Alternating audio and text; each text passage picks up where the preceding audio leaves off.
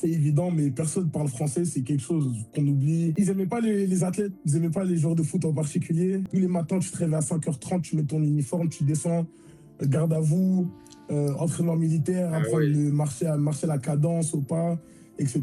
Apprendre à tirer, des choses comme ça. C'était vraiment genre une école militaire.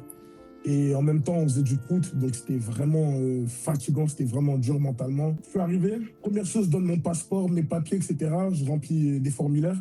On me dit, OK, maintenant, tu vas aller chez le coiffeur, on va te raser. Boum.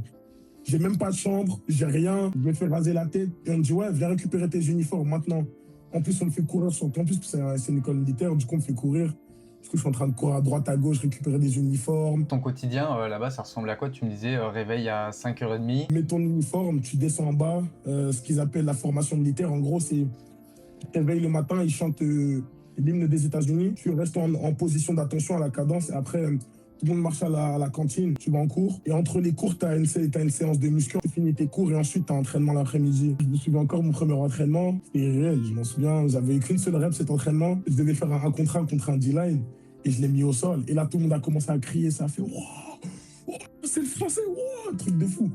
Et franchement, genre, après, bon, c'était des difficultés après ça, mais franchement, je me suis senti bon premier entraînement. Quand tu parles des premières difficultés, c'était quoi pour toi ton plus gros défi quand t'as bougé de la France? Déjà, c'est évident, mais personne parle français, c'est quelque chose qu'on oublie. Par moment, j'avais tendance à lâcher des mots en français ou commencer à parler en français. Je devais me rappeler que oh, personne ne comprend le français.